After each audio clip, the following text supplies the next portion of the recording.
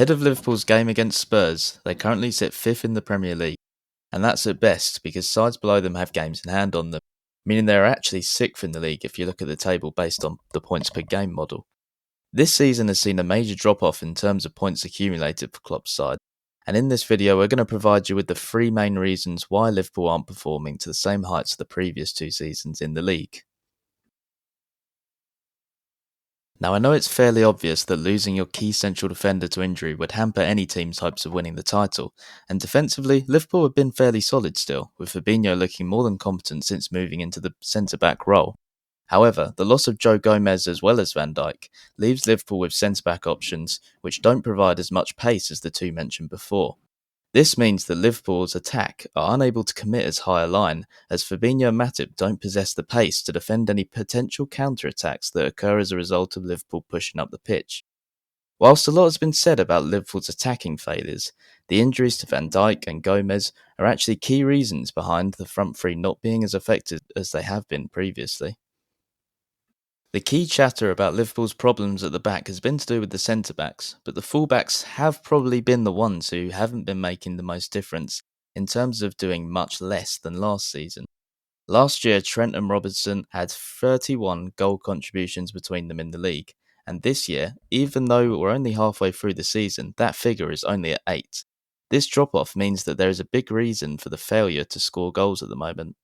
Whilst you could argue that the missing Van Dijk means that the fullbacks aren't able to go forward like they used to, looking at the statistics, whilst figures such as key passes and crosses per game aren't lower in some places, the difference is not massive, and Trent is surprisingly putting in more crosses per game than last season. This means that it's actually the quality of ball that the fullbacks are producing that is the key change, which can be supported by the fact that both fullbacks' expected assists metric doesn't outweigh their assists this season, meaning that the blame can't be on attackers missing constantly. It is actually the fact that the perfect balls aren't finding them anymore. Klopp has constantly been seen complaining about the lack of rest his players are getting, and whilst you can say that everyone is in the same position, the relentless nature of this pandemic-affected season arguably affects Klopp's style of play more than anyone else. Klopp has described his high-pressing style as heavy metal football in the past, but you can see this style has taken a bit of a back seat this year, due to the fact that the players can't run themselves into the ground pressing like they used to, otherwise they just wouldn't be able to last the full season.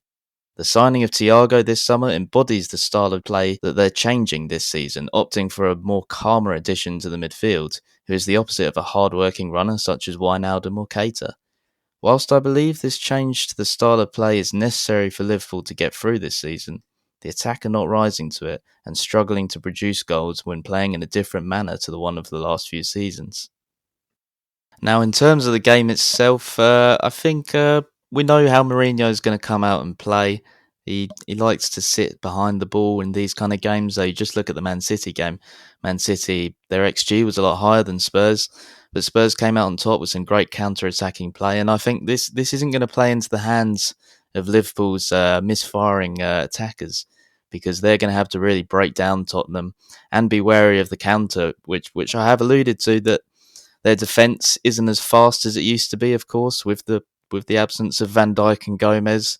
So I think Spurs are in with a real good chance if they can just carry on playing like they do against these big teams, be patient, wait for that counter-attack to come, and they can really frustrate Liverpool.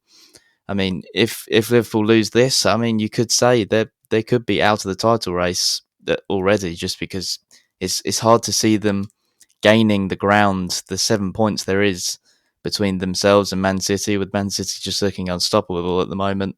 So it's going to be an interesting game either way. Let us know your thoughts in the comments section. Remember to subscribe to see our reaction to the upcoming games in the Premier League, and like the video. So thanks for watching, everyone.